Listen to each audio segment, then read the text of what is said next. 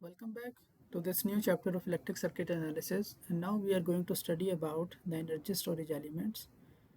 So the two basic energy storage elements are basically capacitors and inductors. So first we will learn about the capacitors. So a basic capacitor can be formed if we have two metallic sheets which are basically placed at a distance d from each other. For example, if we have two plates which are separated through a distance t, and if you connect this to a battery, okay, a power supply that supply basically the positive and negative charges. So like if we supply the positive charges on these plates and the negative charges on the second plate, okay, this underneath plate, and these two plates are separated by a distance t. Okay, so if we have such kind of configuration, okay, so these positive charges will be attracted towards the negative charges. Okay, so this will basically create an electric field, okay, between the two plates. Okay, so this formation of the electric field basically will stores the energy, okay, and this forms a basic capacitor. And the capacitance can be calculated, okay, by depending on the characteristics of the material, okay, with which we are filling in between the two plates, the area of the plates, okay, and divided by the distance, okay, the distance between the two plates. So basically higher the area, higher will be the capacitance, okay, keeping other things constants.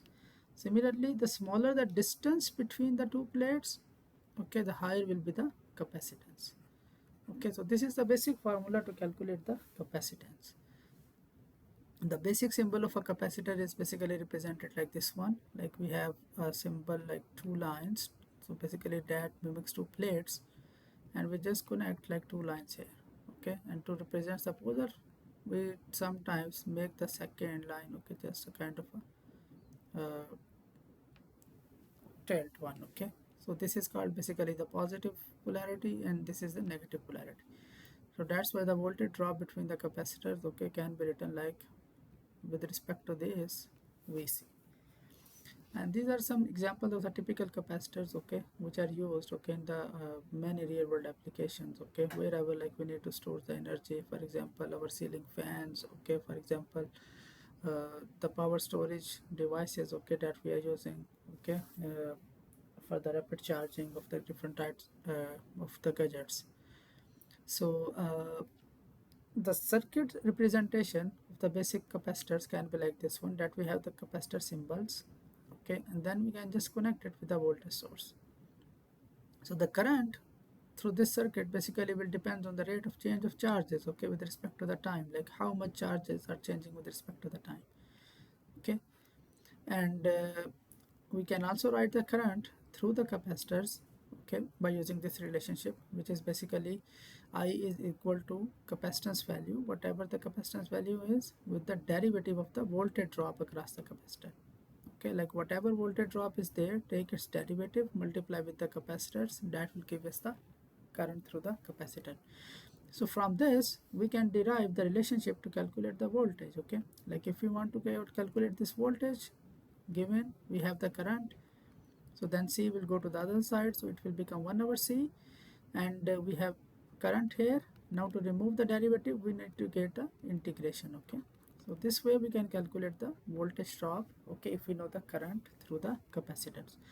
And because capacitor is an energy storage devices, so sometimes what happen, like you placed a capacitor within a circuit connected with the battery, the current start flowing, and now the capacitor is charged. Okay, so capacitor is charged means like there will be some voltage, okay, across the capacitor. Okay, that basically represents the storage energy. Okay, so if we have such kind of scenario, now that charged capacitor, if I place that within another circuit, okay, so of course it will be charged, but there is already some stored charge. Okay, that is basically referred as the initial voltage drop across the capacitor, or initial stored energy. So to calculate the voltage, we can also add basically that initial charge across the capacitor, whatever it is, plus the actual, okay, stored, okay, using the actual flow of the current, okay. So this basically represents a more clear representation, okay. This is important, that whatever is the initial stored charge, okay, plus the actual charge depending on the flow of current, okay. And we all will integrate basically from that switching on time till t, okay. So if we know the current, if you know the voltage, now we know that if we multiply current and voltage, what will we get? We will get basically simply power, okay. So that's what we can do here, okay. So if we multiply current and voltages, we can get the power of the across the capacitor. And similarly, if you want to calculate the energy, so energy is nothing. Energy is just take, like if we have the power, if we just integrate the power with respect to the time, that will give us energy. So if we integrate this one, okay, from time t1 to t2, that will give us the energy. And with the further simplification, this is basically the energy formula. That if you want to calculate the stored energy across the capacitor by the capacitor between time intervals t1 and t2, for example, from 0 to 3 millisecond, for example, okay, so this is our t1, this is our t2. So then that will be equal to simply like half of capacitance value. What is the voltage at time t2 square minus what is the voltage at time t1 square. Or simply I can also write this as that the energy storage will be half value of C, and if we take just C common, what is the voltage drop across the capacitor at T2 square minus what is the voltage drop across the capacitor at T1 square, okay. And if the second time is, for example, sorry, the first time initial time is 0 and the voltage drop at that time is 0, okay. So it means this thing will become 0, and this uh, equation can be simplified to this form, that the energy storage across a capacitor is half volt capacitance value and whatever the voltage drop is there, okay, square of that, okay. So this is like the standard formulas that are basically used for the characterization, for the analysis of the capacitor space circuit.